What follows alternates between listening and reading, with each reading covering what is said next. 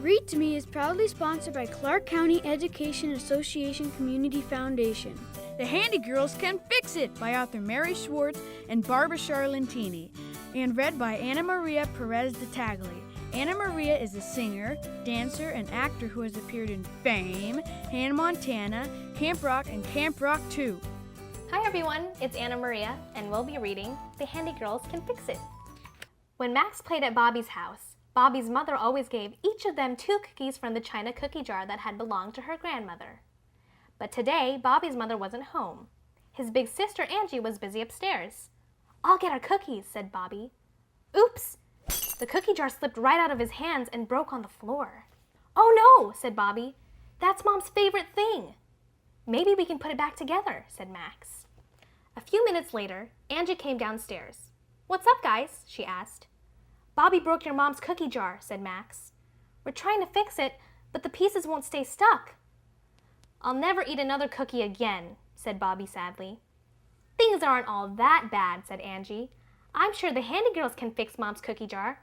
Let's take the pieces to the Handy Girls Fix-It shop. We've got the right stuff there." "Who are the Handy Girls?" asked Max. "We're girls who fix things and do things for people." "Girls who fix things? That sounds weird." "Come see our shop, Max. Maybe you'll change your mind." Angie went inside while Max and Bobby looked around. Max thought the shop was the busiest and the best place he had ever seen. Sibby was painting a doghouse for Mrs. Brown. Tiffany was measuring curtains for the windows. And Kate was working in the garden. "You'll have to leave the jar here for a few hours so the cement will dry properly, Bobby. But don't worry, it will be ready before Mom gets home," said Angie. "Thanks a bunch, Angie. I sure am lucky to have a handy girl for a big sister." "You handy girls sure are lucky to have your own very fix-it shop," said Max. "I'll come with you, Bobby, when you go back for the cookie jar, okay?" Max could hardly wait for the hours to pass. Finally, the 2 boys went to the shop. "Good timing," said Jen. "Mrs. Harris just dropped off these cookies for painting her window boxes. Have some." "I bet they'll taste even better with lemonade," said Kate. "Mr. Orsino gave us some because we built the scarecrow for his garden." "I'll pour," said Max. But Max was in such a hurry and the pitcher was so full that he spilled lemonade all over the curtains Tiffany was sewing. "Now look," said Tiffany. "You've ruined our curtains." "I'm sorry," said Max. "I didn't mean to." "Come on, Tiffany," said Sibby. "It was just an accident. I'll run those curtains through Mom's washing machine and they'll be fine. Max is just a little kid trying to help." "How can I make things beautiful around here if we have little kids trying to help? The only little children here should be kids with things that need fixing." "I guess you guys better go home now," said Angie. "I'll bring Mom's cookie jar." The next morning, Max was at Bobby's house bright and early. "What should we play?" asked Bobby. "Let's go visit the Handy Girls," said Max. "You heard what Tiffany said. We don't have anything that needs fixing.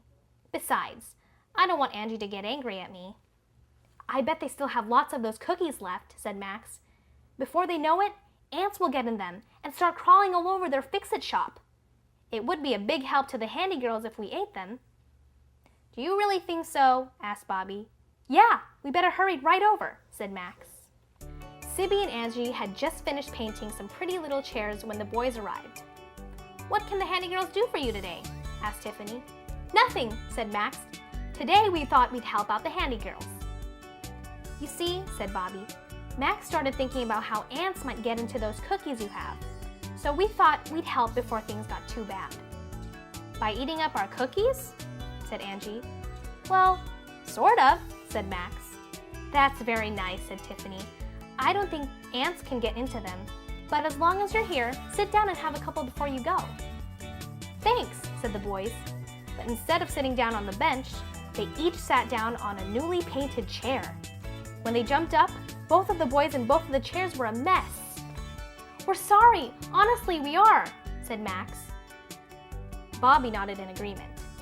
"We know you are," sighed Sibby.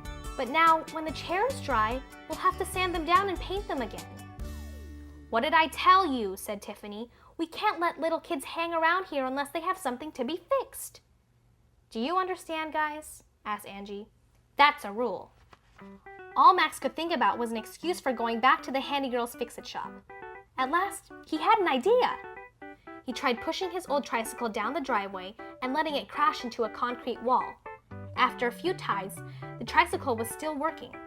Max took his father's hammer and whacked the wheel until it wouldn't turn. "Now I can go to the Handy Girls," he said.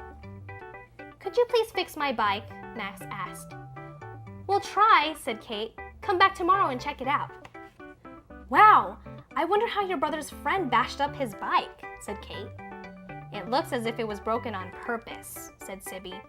"That's mean," said Kate. "Who'd ruin a little kid's bike?"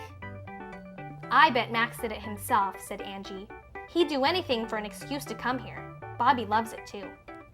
"I think you're right," said Sibby. "If only those kids had a place of their own, a clubhouse or something." "Well, the Handy Girls can give them a clubhouse," said Kate. But Sibby kept thinking about it. After lunch, as Sibby and Angie were on their way to the Fix-It shop, they saw delivery men taking a heavy carton off a new refrigerator. "That's it," said Sibby. "That's the boys' clubhouse." The men were happy to give the girls the carton. Sibby and Angie carried it straight to the Fix-It shop and put it inside. Before long, Max and Bobby arrived looking sheepish and carrying an old wagon of Bobby's that was missing a handle. "Would you two like to have a special place of your own? What kind of clubhouse?" asked Angie before they had a chance to say a word. "You bet," said Max. "Would we ever?" said Bobby. "Then go straight home and wait for us in the backyard," said Angie. When the Handy Girls arrived, Bobby and Max watched in amazement as Sibby and Angie taped the big carton closed and then made openings for a door and some windows. Then Jan gave the boys brushes and paint. When Max and Bobby finished painting, Kate gave them a plant from the Handy Girls garden. Tiffany printed a sign for over the door. It said, "Max and Bobby's Clubhouse." The boys must have said thank you 24 times. And for the rest of the summer, the Handy Girls saw very little of Max and Bobby. "If I weren't a boy, do you know what I'd be when I get bigger?" said Max. "I'd be a Handy Girl, that's what." The end. We want to thank our supporters for making this story possible. This story is provided to you by written permission from the Handy Girls Incorporated, all rights reserved.